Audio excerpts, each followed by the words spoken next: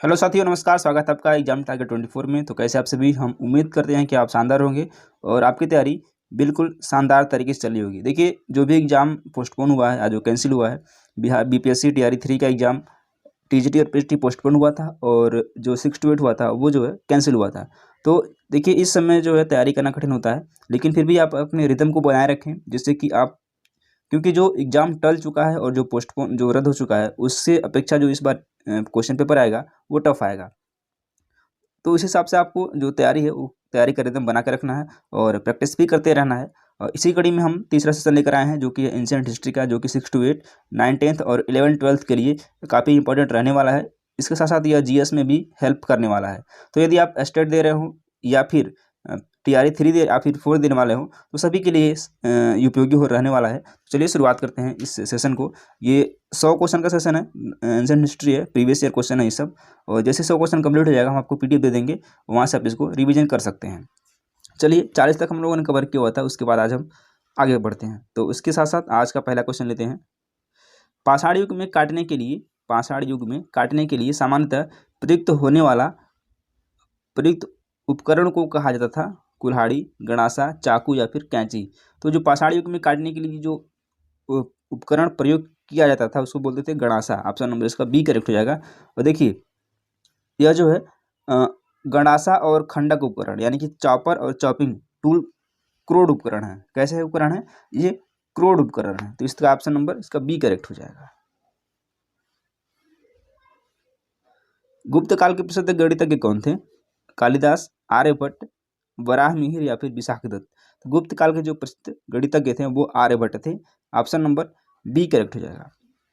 इसके साथ साथ कालिदास, वराहमिहिर, धन्वंतरी आदि जो हैं चंद्रगुप्त द्वितीय के दरबार में रहते थे। कौन कौन? कालिदास, वराहमिहिर, धन्वंतरी, ये जो हैं चंद्रगुप्त द्वितीय के दरबार में रहते थे। और वराहमिहिर है, हिस्टोरिका नामक प्रसिद्ध रचना किसकी है? ये काफ़ी इंपॉर्टेंट क्वेश्चन है और ये कई बार क्वेश्चन एग्जाम में पूछा गया है, अलग अलग एग्जामों में। टॉमस रो, प्लेनी, हेरोडोट्स या फिर टालमी। तो जो हिस्टोरिका रचना है या फिर पुस्तक है, इसके जो रचयिता हैं यानी कि इसके जो लेखक हैं वो हैं हेरोडोट्स हैं। ऑप्शन नंबर सी करेक्ट है। अब इसके जो है कुछ इंपॉर्टेंट फैक्ट जान लेते हैं। देखिए, जो हिस्टोरिका है ये हेरोडोट्स की रचना है। और ये हेरोडोट्स कहाँ के थे? हेरोडोट्स जो थे ये यूनान के थे। कभी भी आपसे पूछ ले कि हेरोडोट्स जो है वो कहाँ के थे, तो ये यूनान के एक इतिहासकार थे और इन्हीं को इतिहास का जनक कहा जाता है। हेरोडोट्स को ही क्या कहा जाता है? इतिहास का जनक। याद रखने का तरीका है ह से हिस्ट्री, ह से हेरोडोट्स। इससे आप आसानी से इसको याद रख सकते हैं। हिस्टोरिका यानी कि हेरोडोट्स। और देखिए, ये हो गया हेरोडोट्स के बारे में। अब बात करते हैं टालमी। यहाँ टालमी भी दिया हुआ है, टालमी। तो टालमी जो है, इन्होंने भारत का भूगोल नामक पुस्तक लिखी है। किसने? भारत के भूगोल नामक पुस्तक लिखी है किसने? टालमी ने। और अब बात करते हैं प्लिनी की। तो प्लिनी जो है नेचुरल हिस्ट्री नामक पुस्तक इन्होंने लिखी है। किसने? प्लिनी ने। और टॉमस रो जो है, टॉमस रो 1615 ईस्वी में ब्रिटेन के शासक जेम्स प्रथम का राजदूत बनकर जहांगीर के दरबार में आया था। ये भी क्वेश्चन पूछा जाता है कि टॉमस रो जो है किसके दरबार में आया था? तो जहांगीर के दरबार में आया था। कब आया था? 1615 ईस्वी में आया था। तो इसके देखिए, एक क्वेश्चन से हम लोगों ने लगभग 4 से 5 क्वेश्चन कवर किए हुए हैं। तो यदि आप इसको व्याख्या को सुनते हैं, कहीं नोट करते तो भी आपके लिए काफ़ी इंपॉर्टेंट रहने वाला है। चलिए अगले क्वेश्चन पे आते हैं। गंगैकोंड चोलपुरम नामक निर्माणकर्ता कौन थे? विजयालय, राजराज प्रथम, कुलोत्तुंग या फिर राजेंद्र प्रथम। ये थे, कौन थे ये राजेंद्र प्रथम थे। ऑप्शन नंबर इसका डी करेक्ट है। अब कुछ इंपॉर्टेंट चीज़ें जान लेते हैं। ये राजेंद्र प्रथम इसके तो निर्माण करता थे। और राजेंद्र प्रथम जो थे चोल शासक, ये राजराज के प्रथम के पुत्र थे। यानी कि राजेंद्र प्रथम राजराज के पुत्र थे। ये भी हो गया। और राजेंद्र प्रथम ने 1022 ईस्वी में बंगाल का अभियान किया था। 1022 ईस्वी में बंगाल का अभियान किसने किया था? राजेंद्र प्रथम ने किया था। चलिए अगला क्वेश्चन। यज्ञ की देखरेख कौन करता था? यज्ञ की देखरेख कौन करता था? होतृ, ब्रह्मा, उद्याता या फिर अधर्यु। तो यज्ञ की देखरेख करता था कौन? ब्रह्मा करता था। ऑप्शन नंबर इसका बी करेक्ट हो जाएगा। और ब्रह्मा क्या था? पुरोहित था। और यह किससे संबंधित था?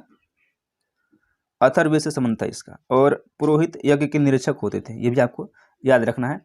होत्र क्या होता था, ये होत्र या होता यानी कि पहला जो है इसी को होता भी कहते हैं। यह ऋग्वेद से संबंध था, किससे, ऋग्वेद से। अब सामवेद से उद्गाता क्या था, उद्गाता था ये सामवेद से रिलेटेड था। ये कौन सा, उद्गाता सामवेद से हो गया। अधर्यु जो है यजुर्वेद, तो इसको याद रखना आसान है, और से अधर्यु और से यजुर्वेद, ये तीनों चार हो गए। इसका ऑप्शन नंबर बी करेक्ट है। अगला क्वेश्चन लेते हैं। निम्नलिखित में से कौन सी मत्स्य महाजनपद की राजधानी थी। जो 16 महाजनपद हैं उनकी राजधानी भी आपको याद कर लेनी है। या तो दे देगा कूट में, मान लीजिए 4 जनपद दे दिए और इसकी 4 राजधानी दे देगा, उसको कूट में दे देगा मैच से निकले, या फिर अलग अलग भी पूछ सकता है। तो इसको भी याद रखने का इंपॉर्टेंट क्वेश्चन है ये। मत्स्य महाजनपद की राजधानी क्या थी, मत्स्य महाजनपद की राजधानी क्या थी, तो ये विराटनगर थी। ऑप्शन नंबर इसका सी करेक्ट है। मत्स्य महाजनपद की राजधानी विराटनगर थी। और जो बौद्ध ग्रंथ अंगुत्तर निकाय है और जैन ग्रंथ भगवती सूत्र में 16 महाजनपदों की सूची मिलती है। कभी भी आपसे पूछ ले कि 16 महाजनपदों की सूची कहाँ मिलती है, तो बौद्ध ग्रंथ अंगुत्तर निकाय और जैन ग्रंथ भगवती सूत्र में 16 महाजनपदों की सूची मिलती है। अब बात करते हैं वत्स जो महाजनपद था, इसकी राजधानी क्या थी, कौशाम्बी थी। इसकी कौशाम्बी की वत्स। और कुरु था, कुरु जो महाजनपद था उसकी राजधानी क्या थी, इंद्रप्रस्थ थी। तो इंद्रप्रस्थ किसी की राजधानी थी, कुरु की थी। और जो सूरसेन महाजनपद था उसकी थी मथुरा थी। यहाँ पे हम लोगों ने 4 कवर कर लिए हैं, बाकी 12 बचते हैं, उसको भी आप याद रख लेंगे, हो सकता है आगे मिल जाए वो भी। लोथल किस नदी के तट पर स्थित है, लोथल सतलज, घग्गर, रावी या फिर भोगवा। तो लोथल किस नदी के तट पर है, यह भोगवा नदी के तट पर है। ऑप्शन नंबर डी करेक्ट है। अब देखिए नेचुरल हिस्ट्री के लेखक कौन है, अभी हम लोगों ने ऊपर कवर किया, इसकी व्याख्या देखी हुई है। तो यदि आपने उसको ध्यान से सुना होगा तो आप इसको आसानी से कर ले जाएंगे। तो नेचुरल हिस्ट्री के लेखक कौन है, ये प्लिनी है। ऑप्शन नंबर ए करेक्ट हो जाएगा। पालिशदार, अगला क्वेश्चन है, पालिशदार पाषाण उपकरण किस युग की विशेषता है, पूरा पाषाण, पूर्व पूरा पाषाण, मध्य पाषाण या फिर नव पाषाण। पालिशदार पाषाण उपकरण किस युग की विशेषता है, तो यह जो है नव पाषाण युग की विशेषता है। ऑप्शन नंबर डी करेक्ट है। और नव पाषाण युग के लिए सर जॉन लुबाक ने नियोलिथिक शब्द का प्रयोग किया है। कभी भी पूछ ले आपसे कि नियोलिथिक शब्द का प्रयोग किसने किया है नव पाषाण काल के लिए, तो वह सर जॉन लुबाक ने किया था। किसने, जॉन लुबाक ने किया था, जॉन लुबाक ने किया था।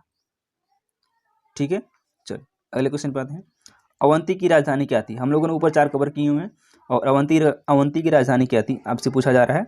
तो अवंती जो है वल्लभी, गया, उज्जैन या फिर सतना। तो अवंती जो है उज्जैन की राजधानी थी। ऑप्शन नंबर सी करेक्ट हो जाएगा। चलिए अगले क्वेश्चन पे आते हैं। सिंधु सभ्यता का प्राचीनतम बंदरगाह कौन सा है, धौलावीरा, बनावली, लोथल या फिर मोहनजोदड़ो। सिंधु सभ्यता का प्राचीनतम बंदरगाह कौन सा है, तो यह लोथल है। ऑप्शन नंबर इसका सी करेक्ट हो जाएगा। अब देखिए सिंधु सभ्यता की जो प्राचीनतम बंदरगाह है तो लोथल है, लेकिन लोथल कहाँ पे है, तो यह भोगवा नदी के तट पर है। अभी हम लोगों ने ऊपर इसको कवर किया हुआ है। लोथल भोगवा नदी के तट पर अवस्थित है। और लोथल की खोज किसने की थी, तो रंगनाथ राव ने किया था। खोज किसने किया था, रंगनाथ राव ने किया था। यदि आप इस सेशन को ध्यान से देखते हैं तो आपको मल्टीपल क्वेश्चन आपको देखने को मिलेंगे और मल्टीपल क्वेश्चन आपके तैयार भी हो जाएंगे। यदि आप ध्यान से सुनते भी हैं तब भी आप इसको आसानी से कई क्वेश्चन आपको यहाँ से मिलने वाला है। इसकी खोज किसने की थी, लोथल की रंगनाथ राव ने किया था। देखिए देसलपुर, सुरकोटदा, डाबरकोट, ये भी जो सभ्यताएं हैं वह सिंधु सभ्यता की क्या थी, संभावित बंदरगाह था। ये भी सब देसलपुर, सुरकोटदा, डाबरकोट। और जो हड़प्पा सभ्यता है, हड़प्पा जो सभ्यता है इसका मेसोपोटामिया सभ्यता से व्यापारिक संबंध था। किसका, कभी पूछ ले कि हड़प्पा सभ्यता का किस सभ्यता के साथ व्यापारिक संबंध था, तो वो था मेसोपोटामिया की सभ्यता। यानी कि हड़प्पा सभ्यता और जो मेसोपोटामिया की सभ्यता थी इन दोनों में आपस में व्यापार होता था। चलिए अगले क्वेश्चन पे आते हैं। चंपा निम्नलिखित में से किस महाजनपद की राजधानी है, चंपा, मल्ल, मगध, वज्जी या फिर अंग। तो देखिए इसको याद रखने का एक तरीका है कि चंपी कहाँ की जाती है, अंग पे, यानी कि अंग पे चंपी करवाना है। आप यदि बाल कटवाने जाते हैं तो हम चंपी करवाते हैं ना, सर की, किसकी, सर की। सर क्या, हमारा अंग है। तो चंपी कहाँ करते हैं, अंग पे ही तो करते हैं। तो अंग का क्या हो जाएगा, चंपा, यानी चंपा अंग महाजनपद की राजधानी थी। इसका ऑप्शन नंबर डी करेक्ट हो जाएगा। ठीक है, और ये कहाँ पे है, तो जो है ये उत्तरी बिहार, आधुनिक भागलपुर तथा मुंगेर जो जिला है इस समय का, इसके अंतर्गत आता था। और इसका जो प्राचीन नाम था वो मालिनी था। चंपा का प्राचीन नाम मालिनी था। क्या नाम था? मालिनी। कभी भी पूछ ले आपसे कि चंपा का प्राचीन नाम क्या था, तो मालिनी था। ये भी आपको याद रखना है। किस हड़प्पा स्थल से जुते हुए खेत के प्रमाण मिले हैं? अब देखिए, कालीबंगा, करौती, सोथी या फिर नोहर। तो जो जुते हुए खेत के प्रमाण मिले हैं वो मिले हैं कालीबंगा से। अच्छा देखिए, कुछ महाजनपद और राजधानी आप याद रख लीजिए, मैं बता दे रहा हूँ आपसे। मगध, मगध का क्या था? गिरिब्रज। देखिए, मैं पहले महाजनपद बोलूँगा, इस तरफ मैं बोलूँगा महाजनपद, महाजनपद, और इस तरफ बोलूँगा मैं राजधानी। कुछ आप याद रख लीजिए, सुन लीजिए इसको। मगध की राजधानी क्या थी? गिरिब्रज, या फिर इसी को राजगिरी बोलते थे। काशी, वाराणसी, आप इसको आसानी से याद रख सकते हैं। वत्स, वत्स का कौशाम्बी। वज्रसंग का वैशाली। अवंती, अवंती का उज्जैन या फिर महिष्मती। अस्मक, अस्मक का पोटली या फिर पोतन। गंधार, गंधार का तक्षशिला। और मल्ल का कुशीनारा, या फिर इसको वर्तमान में कुशीनगर कहते हैं। किसको? मल्ल की। अब आप कमेंट बॉक्स में कमेंट करेंगे कि कुशीनगर या फिर मल्ल में किसको महानिर्वाण की प्राप्ति हुई थी। कमेंट बॉक्स में कमेंट कीजिएगा, काफ़ी इजी क्वेश्चन है ये। चलिए अगले क्वेश्चन पे आते हैं। किस हड़प्पा स्थल से जुते हुए खेत के प्रमाण मिले हैं? इसमें हम बात कर रहे हैं, ये मिला था कालीबंगा से। ऑप्शन नंबर इसका ए करेक्ट है। प्रथम भारतीय पुरापाषाण कलाकृति कहाँ से प्राप्त हुआ है? पोलावरम, यानी कि इसको पल्लवरम बोलते हैं, रामेश्वरम, आदिचलनूर या फिर मेहरगढ़ से। तो प्रथम भारतीय पुरापाषाण कलाकृति जो प्राप्त हुई है, यह प्राप्त हुई है कहाँ से? पल्लवरम से, या फिर इसको पोलावरम कहते हैं। ऑप्शन नंबर ए करेक्ट है। नवपाषाणकालीन गड्ढे आवासों के अवशेष कहाँ पाए गए हैं? जम्मू कश्मीर, राजस्थान, मध्य प्रदेश या फिर कर्नाटक। नवपाषाणकालीन गड्ढे या फिर आवासों के अवशेष कहाँ पाए गए हैं?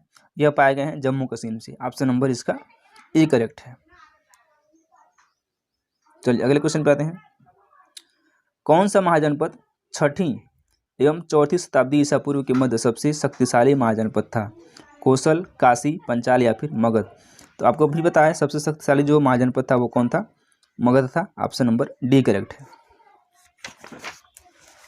अगले क्वेश्चन पे आते हैं। प्राचीन भारत में जंगलवासी किस नाम से जाने जाते थे? मंदसौर, म्लेच्छ, निषाद या फिर पडिक्कर। प्राचीन भारत में जंगलवासी, तो प्राचीन भारत में जंगलवासियों को जलवासी निषाद कहा जाता था। क्या कहा जाता था? जलवासी या फिर निषाद। ऑप्शन नंबर इसका डी करेक्ट है। यह जो है, जो निषाद एक क्या था? प्राचीन अनार्य वंश है। निषाद क्या है? प्राचीन अनार्य वंश है। और निषाद शब्द का अर्थ क्या होता है? जल का शासन, यानी कि नी शब्द का अर्थ है जल और साध शब्द का अर्थ है शासन, यानी कि जल पे शासन या फिर जल का शासन, इसी को बोलते हैं निषाद। अब प्राचीन काल में जल, जंगल, खनिज पर निषाद का प्रभाव अधिक था। कब? प्राचीन काल में। और इसका उल्लेख कहाँ पे हुआ है? ऋग्वेद, रामायण, महाभारत, पुराण आदि में भी इसका उल्लेख मिलता है। किसका? निषाद का। और रामायण में निषाद राज का भी उल्लेख मिलता है। कहाँ पे? निषाद राज का उल्लेख कहाँ मिलता है? रामायण में मिलता है। आपको ध्यान रखना है। हस्तिनापुर का उत्खनन कब हुआ था? यानी कि 1947 से 48 के मध्य, 1950 से 52, 1953 से 54 या फिर 1955 से 56। बात की जा रही है हस्तिनापुर की। इसका जो उत्खनन हुआ था यह हुआ था 1950 के 52 के बीच में। ऑप्शन नंबर इसका बी करेक्ट है। और किसने करवाया था? तो जो है बीबी लाल द्वारा इसका उत्खनन कार्य करवाया गया था। ठीक है। और देखिए करंट में आपसे पूछा जा सकता है बीबी लाल को पद्म विभूषण कब मिला गया? तो 2021 में बीबी लाल को पद्म विभूषण से सम्मानित किया गया है। निम्नलिखित में से कौन सी वस्तु हड़प्पा स्थल से प्राप्त नहीं हुई है? पाटरी या बर्तन, गहने, सूती वस्त्र या फिर ताम्र, शीशा। हड़प्पा स्थल से प्राप्त नहीं हुआ है, पूछा जा रहा है। यह सूती वस्त्र है। ऑप्शन नंबर सी करेक्ट है। निम्न में से कौन बौद्ध धर्म के महान संरक्षक थे? अशोक, कनिष्क, हर्षवर्धन या फिर चंद्रगुप्त विक्रमादित्य। तो ये तीनों थे। कौन कौन? अशोक, कनिष्क और हर्षवर्धन। सी ऑप्शन क्या है? करेक्ट हो जाएगा। ऑप्शन नंबर इसका सी करेक्ट है। बुद्ध चरित्र का लेखक कौन था? हरिश्चंद्र, अश्वघोष, वसुमित्र या फिर कालिदास? ये भी इंपॉर्टेंट क्वेश्चन है। तो बुद्ध चरित्र के लेखक कौन थे? ये थे अश्वघोष। ऑप्शन नंबर इसका बी करेक्ट है। और बुद्ध चरित्र को बौद्ध धर्म का रामायण कहा जाता है। किसको? बुद्ध चरित्र को बौद्ध धर्म का रामायण कहा जाता है। और अश्वघोष जो है, अश्वघोष क्या थे? बौद्ध धर्म का, अश्वघोष को बौद्ध धर्म का वाल्मीकि कहा जाता है। अश्वघोष पाटलिपुत्र के निवासी थे। ठीक है, अश्वघोष कहाँ के निवासी थे? पाटलिपुत्र के निवासी थे। सी ऑप्शन इसका करेक्ट है। इनमें से कौन सैंधव स्थल पंजाब में है? हड़प्पा, कालीबंगा, रहमान डेरी और सरायखोला? हड़प्पा, मोहनजोदड़ो, कोटदीजी और सरायखोला? मोहनजोदड़ो, सरायखोला, रहमान डेरी और कोटदीजी? हड़प्पा, रहमान डेरी, रायखोला और जलीलपुर? पूछा जा रहा है कौन सा इसमें पंजाब में है। तो पंजाब में है हड़प्पा है, रहमान डेरी है, सरायखोला है और जलीलपुर है। ऑप्शन नंबर इसका डी करेक्ट है। भगवान बुद्ध का जन्म लुम्बिनी में हुआ था। लुम्बिनी कहाँ है? गया में है, बिहार में है, नेपाल में है या फिर उत्तर प्रदेश में है? तो लुम्बिनी कहाँ पर है? यह नेपाल में है। ऑप्शन नंबर सी करेक्ट हो जाएगा। और जन्म कब हुआ था? 563 ईसा पूर्व हुआ था। कहाँ पे? कपिलवस्तु के निकट लुम्बिनी में हुआ था। ये लुम्बिनी नामक स्थान है जो अब कहाँ पे है? ये नेपाल में स्थित है। तो जन्म कब हुआ था? 563 ईसा पूर्व और मृत्यु 483 ईसा पूर्व हुआ था। ये भी आपको याद रखना है। और बौद्ध धर्म के जो संस्थापक थे वो गौतम बुद्ध जी थे, ये भी आप जानते हैं। और इनको लाइट ऑफ एशिया कहा जाता है, यानी कि एशिया का ज्योतिपुंज कहा जाता है किनको? गौतम बुद्ध जी को। इन्होंने अपना जो प्रथम उपदेश दिया था वह कहाँ दिया था? सारनाथ में दिया था, जिसे बौद्ध ग्रंथों में धर्म चक्र प्रवर्तन कहा गया है। तो यहाँ से आपको 3-4 बातें क्लियर हो जा रही हैं। देखिए, इस क्वेश्चन, मेरा मकसद ये है कि क्वेश्चन का आंसर बताना मकसद नहीं है, क्वेश्चन के साथ साथ जो भी एडिशनल इन्फॉर्मेशन है उसको भी देना हमारा मकसद है, जिसे आप पेन और पेपर लेकर के उसको नोट कर सकते हैं, जो कि काफ़ी इंपॉर्टेंट रहने वाला है। तो यहाँ पे हम लोगों ने इसके रिगार्डिंग 3-4 बातें क्लियर की। जन्म कब हुआ था, मृत्यु कब हुआ था, और इन्होंने जो है प्रथम उपदेश कहाँ दिया था, और इनको जो एशिया का ज्योतिपुंज यानी कि लाइट ऑफ एशिया भी कहा जाता है। इतनी बातें हम लोग जान चुके हैं। ऑप्शन नंबर सी करेक्ट है इसका। सॉरी, बिंबिसार किस वंश का राजा था? हर्यक वंश, गुप्त वंश, मौर्य वंश या फिर शुंग वंश? तो बिंबिसार जो है वह हर्यक वंश का शासक था। ऑप्शन नंबर इसका ए करेक्ट हो जाएगा। और इसके साथ साथ देखिए, हर्यक वंश का क्या, हर्यक वंश जो है भारत का प्रथम ऐतिहासिक वंश था। यानी कि कभी भी आपसे पूछा जाए कि कौन सा वंश है जो भारत का प्रथम ऐतिहासिक वंश है, तो वह है हर्यक वंश। और इसकी स्थापना बिंबिसार जो है मगध की गद्दी पर ईसा पूर्व 540 ईस्वी में बैठा था और उसी से इसकी स्थापना की थी। ठीक है, चलिए अगला क्वेश्चन लेते हैं। और देखिए, बिंबिसार के जो दरबारी कवि थे वो कौन थे, ये भी जान लीजिए। ये जो कवि नहीं चिकित्सक थे वो जीवक थे। ठीक है, चलिए अगला क्वेश्चन लेते हैं। जातक पवित्र ग्रंथ है वैष्णवों का, जैनों का, बौद्धों का या फिर शैवों का? तो जातक जो पवित्र ग्रंथ है आपने पढ़ा भी होगा, जातक कथाएं, यह जो है बौद्धों की क्या है? पवित्र ग्रंथ है। ऑप्शन नंबर इसका सी करेक्ट है। और इसमें क्या है, जो बुद्ध के पूर्व जन्मों की जो कहानी है इसमें मिलती है जातक कथाओं में। और इसकी संख्या लगभग कितनी है? लगभग 550 के आसपास इसकी संख्या है। और जो जैन धर्म के साहित्यिक पुस्तकें हैं, यानी कि जो जैन धर्म का ग्रंथ है, उनको आगम कहा जाता है। और बौद्ध धर्म का जो पवित्र ग्रंथ है वो त्रिपिटक है, जिसका भाग जातक कथा भी है। यानी कि जो त्रिपिटक, जो जातक कथा है या जातक ग्रंथ है, वो त्रिपिटक का ही एक भाग है। इसको भी आपको ध्यान रखना है। भगवान बुद्ध ने अपने पहले धर्मोपदेश दिए थे, देखिए हमने ऊपर कवर किया हुआ है, तो कहाँ दिए थे? ये सारनाथ में दिए थे। ऑप्शन नंबर सी करेक्ट है। इसको हम लोग क्या कहते हैं? धर्मचक्र प्रवर्तन कहा गया है बौद्ध ग्रंथों में इसको। उनकी भाषा क्या थी? देखिए, बुद्ध ने अपनी जो पहला उपदेश दिया था, उनकी जो भाषा क्या थी? उसकी भाषा थी पाली। और इन्होंने, यानी कि बुद्ध ने अपने जो सर्वाधिक उपदेश हैं कौशल, यानी कौशल देश की राजधानी यानी कि श्रावस्ती में दिए थे। तो ये भी आपको क्लियर हो गया कि सबसे अधिक जो है उपदेश कहाँ दिए हैं? तो श्रावस्ती में दिए हैं। ये कौशल की राजधानी थी उस टाइम पे। और ज्ञान प्राप्ति के बाद जो है बुद्ध, जो सिद्धार्थ थे वही बुद्ध का, यानी कि उनका वास्तविक नाम क्या था? सिद्धार्थ था। और इन्होंने अपना जो अंतिम उपदेश दिया था, अंतिम उपदेश कहाँ था? कुशीनगर में दिया था। किन्होंने? बुद्ध ने अपना अंतिम उपदेश कुशीनगर में प्रथम श्रावस्ती में दिया था। ये भी आपसे कूट में इस तरह से क्वेश्चन पूछे जा सकते हैं कि बुद्ध ने प्रथम उपदेश कहाँ दिए थे और अंतिम उपदेश कहाँ दिए थे? तो प्रथम सारनाथ और अंतिम कुशीनगर, ये आपको ध्यान रखना है।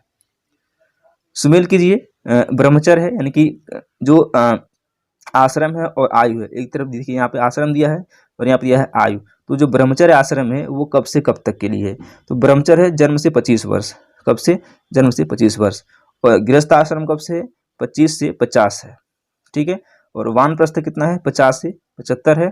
और संन्यास कब है? संन्यास जो है 75 से 100 वर्ष, यानी कि ये पूरी तरह से क्या है? सुमेल है। तो इस तरह से एक का पहले का पहला हो जाएगा। तो ऑप्शन नंबर इसका डी करेक्ट है, 1 2 3 4, यानी कि ये पूरा तरह से मैच है। अगला प्रश्न लेते हैं। हड़प्पा स्थल किस नदी के तट पर स्थित है? हड़प्पा स्थल, हड़प्पा सरस्वती, सिंधु, ब्यास या फिर रावी। तो आपको पता होगा जो हड़प्पा स्थल है यह रावी नदी के तट पर अवस्थित है। और यह जो है किस जिले में है? तो मांटीगोमरी जिले में है। और अब यहाँ कहाँ पे है? यह जो है पाकिस्तान के पंजाब प्रांत में। ये आपसे पूछा जा सकता है कि जो हड़प्पा है वह वर्तमान में कहाँ है? तो पंजाब पाकिस्तान के पंजाब प्रांत में स्थित है। इसकी खोज किसने की थी? हड़प्पा की खोज किसने की थी? तो दयाराम साहनी ने किया था। कब? दयाराम साहनी और माधव स्वरूप वत्स ने किया था 1921 में किया था। कब? 1921 में दयाराम साहनी और माधव स्वरूप वत्स ने किया था। तो MD है, आप इसको MD से याद रख सकते हैं। और इसकी जो है देखिए, और सिंधु घाटी सभ्यता का जो प्रथम स्थल है वो हड़प्पा ही है। और मोहनजोदड़ो सिंधु नदी तट पर अवस्थित है। मोहनजोदड़ो कहाँ पे है? मोहनजोदड़ो सिंधु नदी तट पर अवस्थित है। तो इस तरह से इसका ऑप्शन नंबर डी करेक्ट हो जाएगा। चलिए नेक्स्ट क्वेश्चन। गौतम बुद्ध के समाधियों की भाषा क्या थी? देखिए मैंने ऊपर हम लोगों ने इसको डिस्कस किया हुआ है, क्या थी? ये पाली थी। तो ऑप्शन नंबर बी करेक्ट है। अब कमेंट बॉक्स में कमेंट करिए कि जो महावीर स्वामी की थी उनकी भाषा क्या थी। सूची को सूची 2 से फिर से शामिल करना है। लोथल कहाँ पे है? रोपड़, राखीगढ़ी, कालीबंगा। तो लोथल कहाँ पे है? लोथल गुजरात में है। ये गोदीवाड़ा है, यानी कि ऑप्शन नंबर इसका ए का पहले का फर्स्ट का पहला हो जाएगा। रोपड़ कहाँ पे है? रोपड़ पंजाब में है। और राखीगढ़ी हरियाणा में है। और कालीबंगा राजस्थान में है। सॉरी ये थोड़ा गड़बड़ हो रहा है। लोथल कहाँ पे? लोथल गुजरात में है।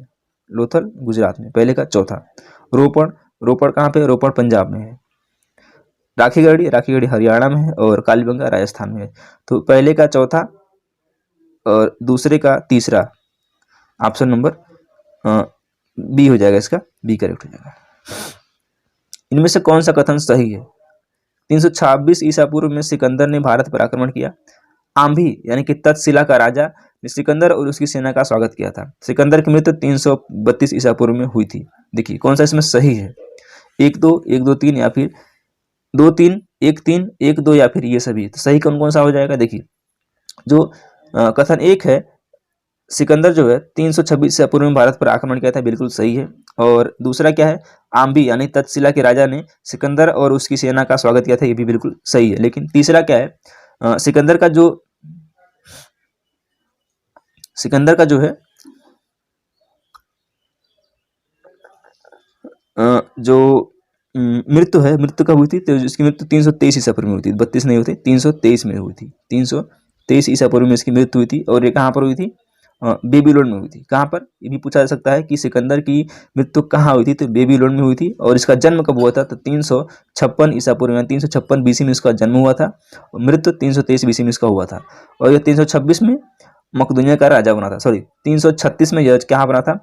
मकदूनिया का राजा बना था। और सिकंदर का सबसे जो महत्वपूर्ण युद्ध है वो 326 ईसा पूर्व में पोरस राजा के साथ हुआ था।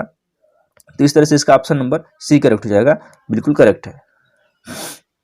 प्राचीन राज्य अवंती की राजधानी थी अयोध्या, कौशाम्बी, उज्जैन या फिर वैशाली। तो प्राचीन राज्य अवंती की राजधानी क्या थी? यह उज्जैन थी। ऑप्शन नंबर इसका सी करेक्ट हो जाएगा। देखिए उत्तरी अवंती की राजधानी उज्जैनी तथा दक्षिणी अवंती की राजधानी थी वो महिष्मती थी। ये भी आपको ध्यान रखना है। फिर से देखिए क्षेत्र और पूरा स्थल है, इसको भी शामिल करना है। सिंध कहाँ पर है? तो सिंध जो है कोट डीजी, सिंध जो है जो पूरा स्थल है वो कोट डीजी है। ऑप्शन नंबर यानी कि पहले का ए का पहला। पश्चिमी पंजाब ये सरायखोला है। पश्चिमी पंजाब सरायखोला, बी का 4। दक्षिणी बलूचिस्तान ये बालाकोट है। और हरियाणा कहाँ पे है? हरियाणा जो है राखीगढ़ी में। ऑप्शन नंबर देखिए ए का 1, बी का 4 ऑप्शन नंबर सी में दिया गया है। ऑप्शन नंबर सी करेक्ट हो जाएगा।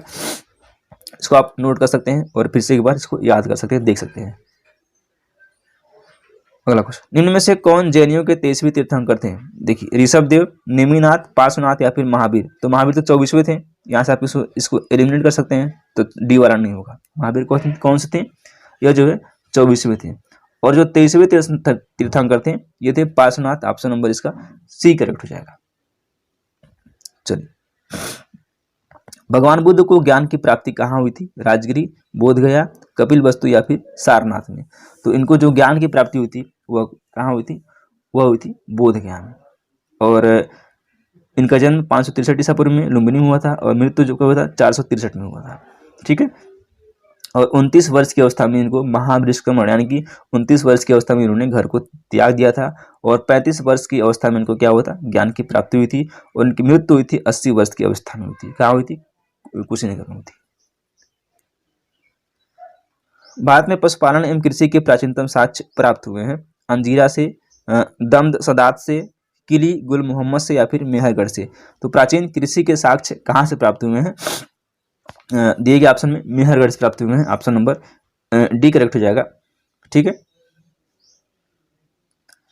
भगवान बुद्ध के महापरिनिर्वाण के बाद पहली बौद्ध संगीति हुई थी राजगृह में, गया में, पाटलिपुत्र में या फिर वैशाली में। आप एक ट्रिक याद रखिएगा, RVPK, RVPK, राजगिरी, वैशाली, पाटलिपुत्र, कश्मीर।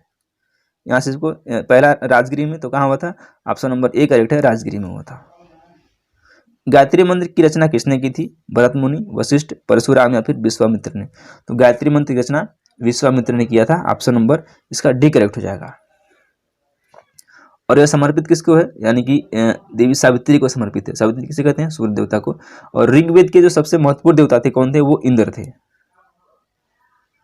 सिंधु घाटी सभ्यता से प्राप्त पशुपति सील पर किस जानवर का अंकन नहीं है? नहीं है पूछा गया है। हाथी, गाय, गैंडा या फिर बाघ। तो इस पे गाय का अंकन नहीं है। ऑप्शन बी करेक्ट है। अब देखिए, कुछ महाजनपद है और उनकी राजधानी, ये भी आपसे खूब पूछा जाता है। टोटल 16 महाजनपद हैं, इनको आप रट लीजिए, 16 और फिर इनकी 16 राजधानी याद कर लीजिए। फिर इन्हीं में से घुमा फिर क्वेश्चन आएगा जो भी महाजनपद से आने वाला है। चलिए, अंग की राजधानी क्या है? अंग की चंपा है। आप अंग की चंपा। काशी, काशी का वाराणसी है। कौशल, कौशल का क्या है? पहले का दूसरा, पहले का दूसरा और दूसरे का पहला, पहले का दूसरा, दूसरे का पहला। ऑप्शन नंबर 2 में है। 3 4 तो नहीं होगा, या तो 1 होगा या तो 2 होगा। अंग का चंपा, काशी का कौशल, सॉरी काशी का वाराणसी और कौशल का क्या है? कौशल का श्रावस्ती। तो कौशल का श्रावस्ती तो 3 का 4 हो जाएगा। और वत्स का कौशाम्बी। इस तरह से ए का 2, बी का 1, सी का 4 और डी का 3। ऑप्शन नंबर बी करेक्ट हो जाएगा। चलिए, फिर से मिलान करना है। वेद है, वेदांग है और विषय क्या क्या उसमें है। कल्प, कल्प में कौन सा विषय है? 20 की बात हो रही है। कल्प में यज्ञ का संपादन है। कल्प में यज्ञ का संपादन है। निरुक्त क्या? निरुक्त में शब्दों की व्युत्पत्ति है। शब्दों की व्युत्पत्ति है। छंद क्या है? छंद में मंत्र है। और शिक्षा क्या है? शुद्ध उच्चारण है। तो ए का पहले का 1, दूसरे का 2, तीसरे का 3, चौथे का 4। ऑप्शन नंबर ए करेक्ट हो जाएगा।